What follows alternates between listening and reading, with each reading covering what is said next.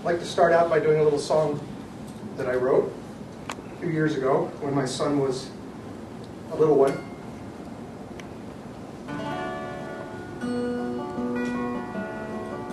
It's called Little Feet.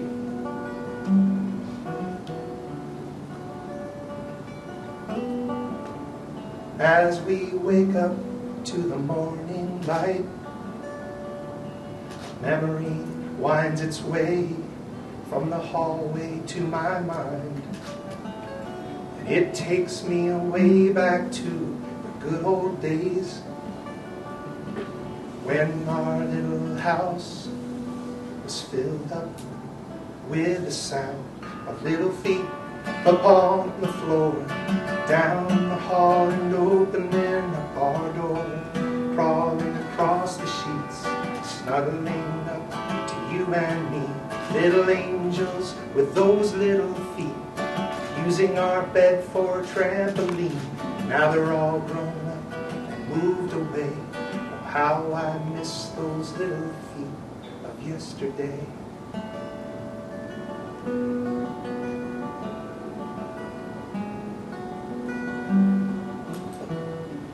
Now those precious times have come and gone, but I remember their little wiggle, and their little giggle still echoes on. So if you happen to see a little tear, it's only 'cause I wish I could still hear the happy sound of little feet scurrying across the floor, down the hall and opening up our door, crawling across the sheets, snuggling up to you and me, little angels with those little feet, a little good morning kiss on the cheek. Now they're all grown up and moved away. Oh, how I miss those little feet of yesterday.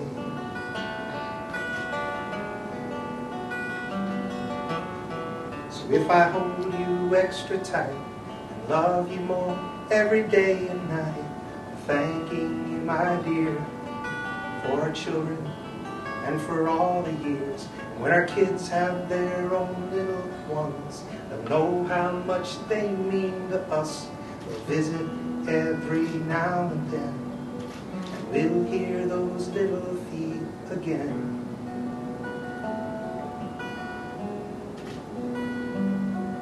They'll come and visit now and then, and we'll hear those little feet upon the floor, down the hall and opening up our door, crawling across the sheets, snuggling up to you and me, little angels with those little feet, using our bed for a trampoline. Now they're all grown up and moved away. Oh, how I miss those little feet of yesterday.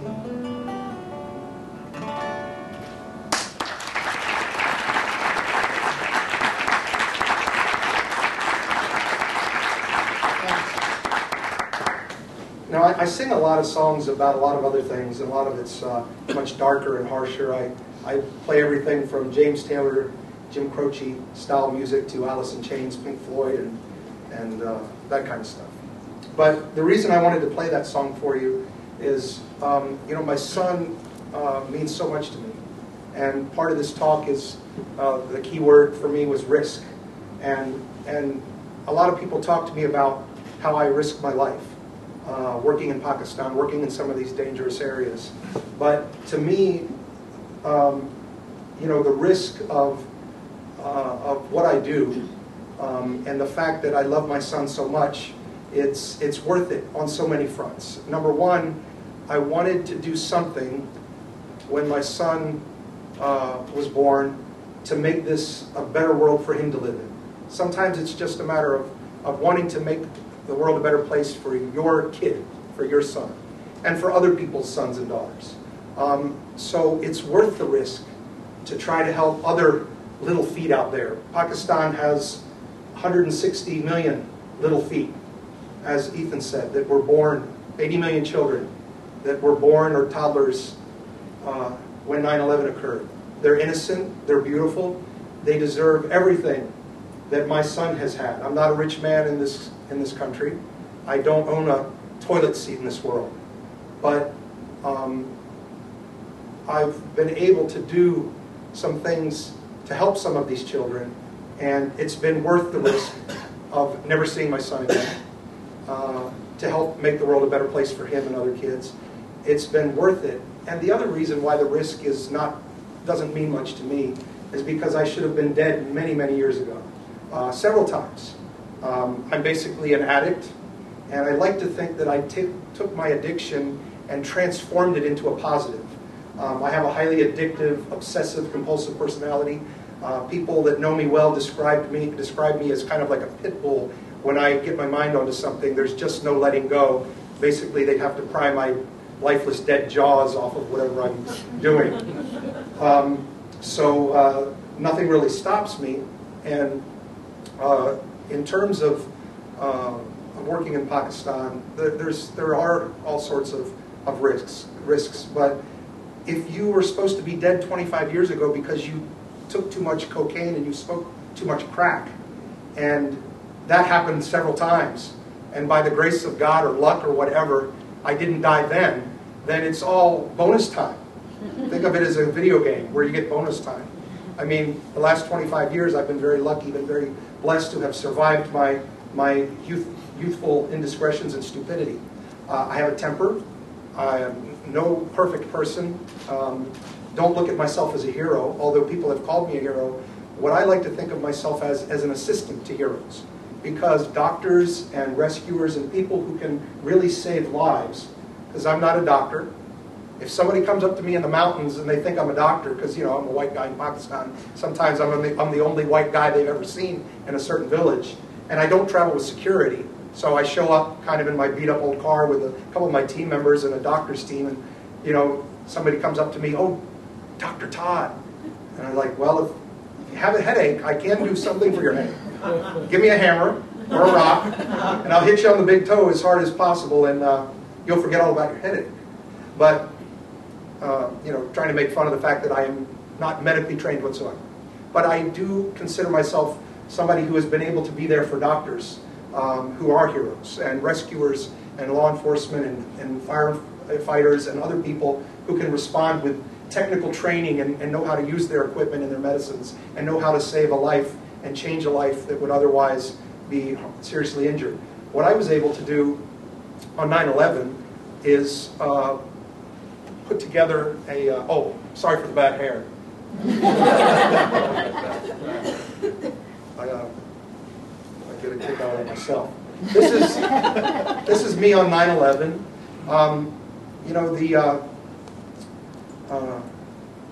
It's weird how fate and life works out. But I had just gotten a deal with Sid Bernstein and his management company. Sid brought the Beatles and the Stones to America, and he signed me earlier in 2001 and had a big showcase set up for September 12th, in 2001. And so I got to the city on the 10th of September, got in a hotel, woke up the morning of September 11th and thought I was going to be rehearsing in the studio for this show, and meeting some people, and it was a showcase for some record labels. I had been on my first national magazine cover with Mary Chapin Carpenter and a band called Tool, and national artists, and I was the buzz artist of the month, and was feeling pretty good about my chances of having some success. Then, the morning of September 11th, I looked out my hotel window after my manager called me and said something bad had really happened, and I looked out and I saw one of the Twin Towers on fire. And I said, I got to do something. It wasn't even a choice. I just knew I had to do something, otherwise I'd probably go nuts. What I was seeing was not computing insanity, as I'm sure the rest of you all felt the same way. I happened to be close enough where I thought, maybe I can do something. So unloaded my van of musical equipment, and I went down to Chelsea Piers, which they had a disaster center fairly quickly set up. And I asked if anyone needed a van. And this lady that was handling volunteers said, come with me. And within a few minutes, I had some U.S. Marines in civilian clothes loading up oranges and apples and Gatorade and water and fruit and other things to a Captain Greenwood at a fire company down in Ground Zero.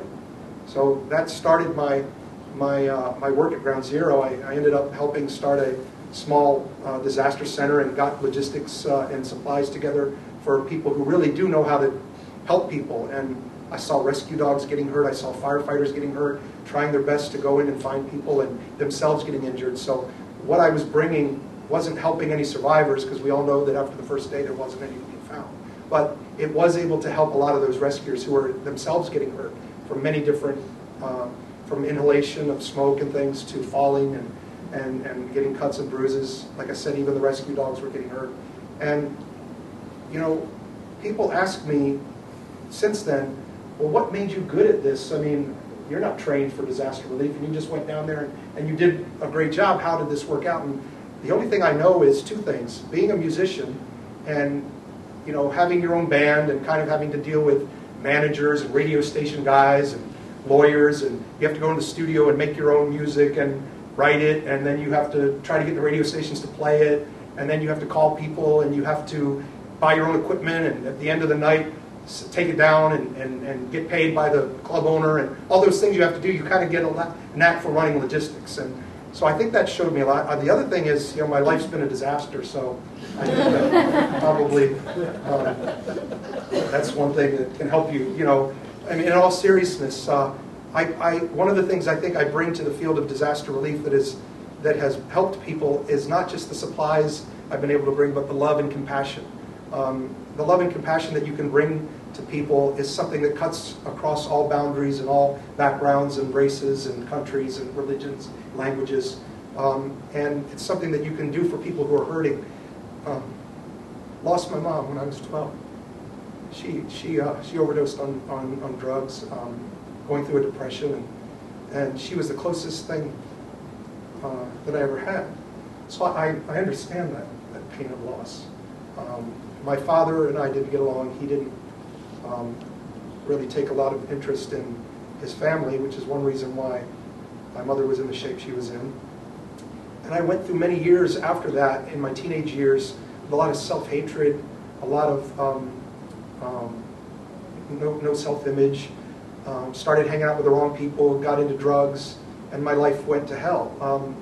I joined the Marine Corps, which when I was 19, after a good 6 years of getting into drugs and stuff, and the Marine Corps saved my life, and I never forget them for that. But the problem is that I had lied to the Marine Corps and didn't tell them about my drug use.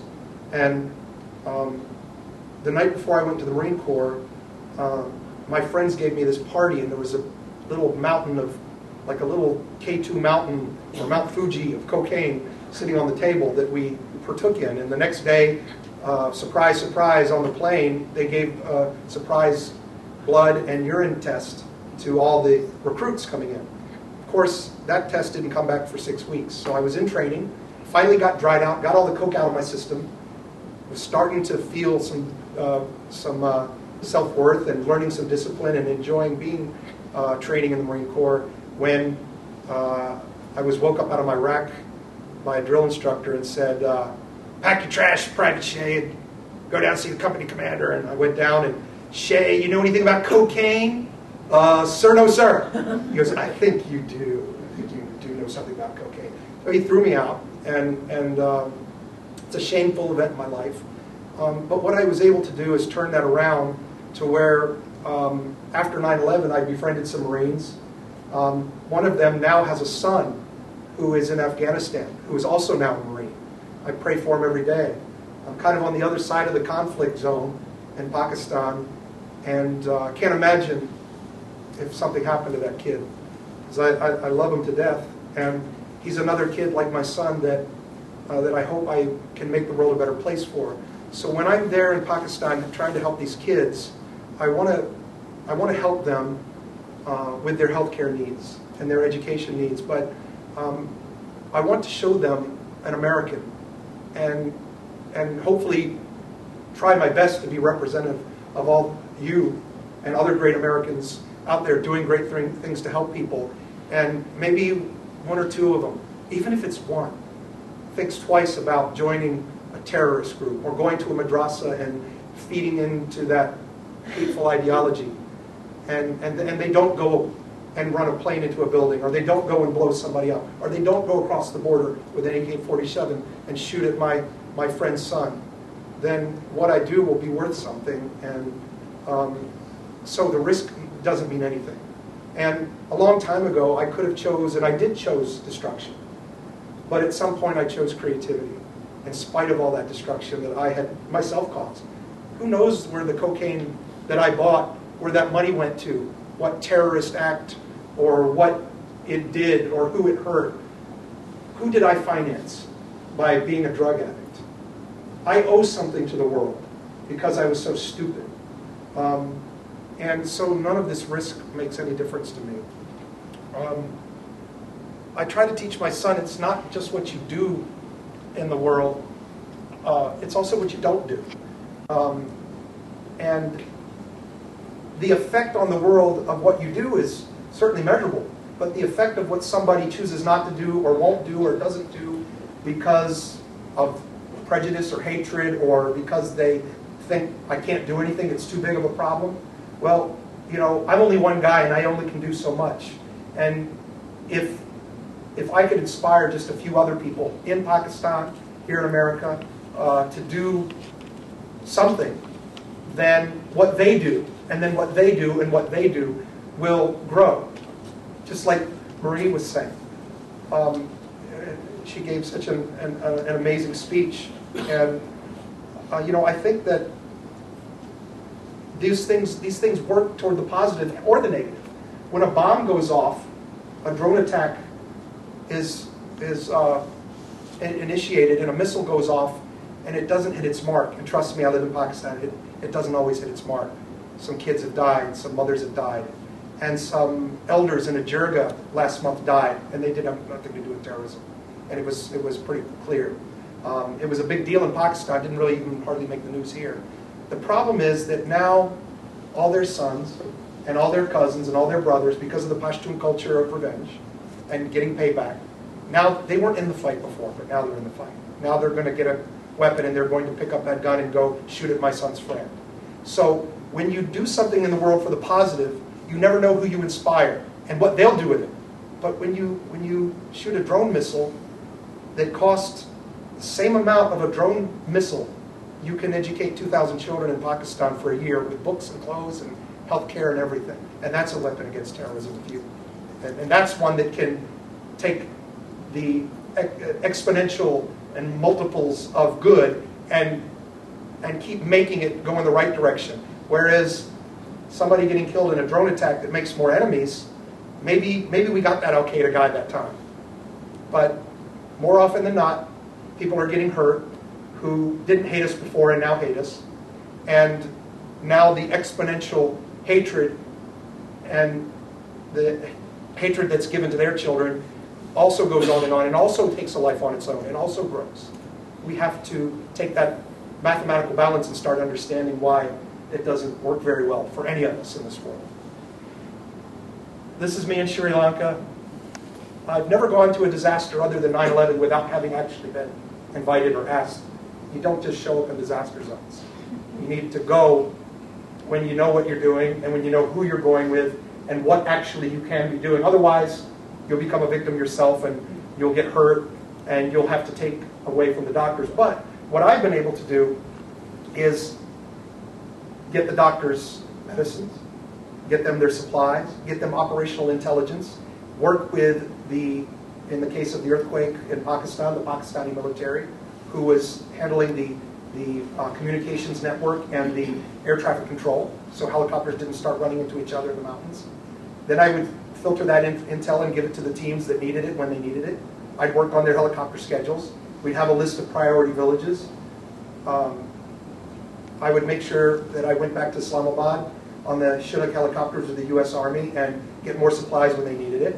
I would make sure that their generator had generator fuel, make sure they had a generator, make sure they had a cook, make sure they had a secure perimeter and that we were able to do our business and that they had sleeping bags and tents and that I looked after and made sure any of them getting stressed out, any of them can't handle this, any of them getting sick themselves, a lot of infection around. You're treating 600 patients a day. These are the things that I've been able to help with. This is me in New Orleans. I worked with a team that came down from Manhattan. It consisted of Coast Guard. Am I done? Okay. I'm just going to really quickly show you these slides. I was able to help rescue a lot of animals. This was the U.S. Chinook helicopters in the emergency phase of the earthquake. Some of the beautiful, this is my son who came to Pakistan and worked with me. He's my little feet. Now he's 21 and in August, and he's a political science student and he'll graduate next year. This is us performing for some kids at a healthcare festival. Some of the beautiful children in Pakistan that I can assure you want nothing to do with terrorism. These people who you think might be involved in terrorism, when they heard there was an American here to help them, this guy with a black beard that looks like Taliban, I got to hold his children. They treated me like I was an uncle in the family. They didn't want to cut my throat. They're not all there to try to kill us. They don't all want to come here and figure out a way to blow us up. In Haiti, where the hospitals were destroyed, 200 Pakistani Americans came with me. These are some of the beautiful children we've served. I was just named to the Zili Huma, who's doing a music project with me, Sonic Peacemakers, putting Pakistani and American musicians together to collaborate for peace. Some of my team here. This is in Japan, where I just worked, and I'm going back next week after a quick trip to Haiti to look at another project we've been supporting. I really appreciate your time. I want to say just one other thing. I was just named to a list of the 2011 top 100 Irish Americans. And the thing that I'm